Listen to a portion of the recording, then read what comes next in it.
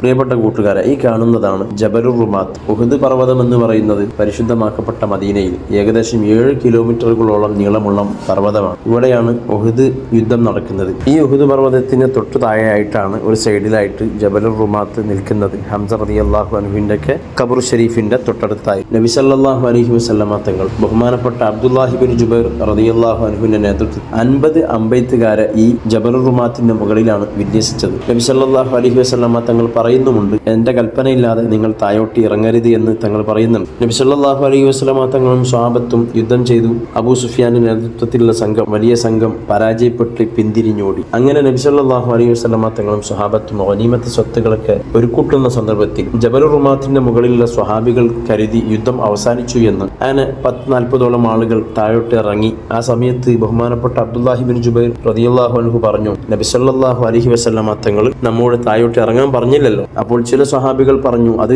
യുദ്ധം അവസാനിച്ചാൽ ഇറങ്ങാം എന്ന് പറഞ്ഞുകൊണ്ട് 40ഓളം സ്വഹാബികൾ താഴോട്ട് ഇറങ്ങി. എന്നാൽ നബി സല്ലല്ലാഹു അലൈഹി വസല്ലമ തങ്ങളുടെ കൽപ്പന മാനിച്ചുകൊണ്ട് ബഹുമാനപ്പെട്ട അബ്ദുല്ലാഹി ബിൻ ജുബൈർ റളിയല്ലാഹു അൻഹു അടക്കമുള്ള 10 സ്വഹാബികൾ മലയുടെ മുകളിൽ തന്നെ നിലയുറപ്പിച്ചു. ശത്രുക്കൾ പിന്തിരിഞ്ഞോടിയെങ്കിലും ജബലുർ റുമാത്തിന്റെ മുകളിൽ നിന്ന് സ്വഹാബികൾ പിന്തിരിഞ്ഞു എന്ന് മനസ്സിലാക്കിയതുകൊണ്ട് അവർ താഴോട്ട് ഇറങ്ങി എന്ന് മനസ്സിലാക്കിക്കൊണ്ട് പിന്നീടുള്ള ശത്രുക്കൾ സംഘടിച്ചു വന്നുകൊണ്ട് അതിന്റെ മുകളിലുള്ള 10ഓളം ആളുകളെ വകവരുത്തുകയും ശേഷം താഴോട്ടിറങ്ങി നബി സല്ലല്ലാഹു അലൈഹി വസല്ലമ തങ്ങളുടെ കൂട്ടത്തിലേക്ക്, സ്വഹാബത്തിന്റെ കൂട്ടത്തിലേക്ക് ഇറങ്ങി അങ്ങനെ യുദ്ധം ചെയ്തു. അങ്ങനെ ചെറിയൊരു പരാജയം ഉഹുദിൽ സംഭവിച്ചു എന്ന് പറയാൻ കാരണം ഇതാണ്.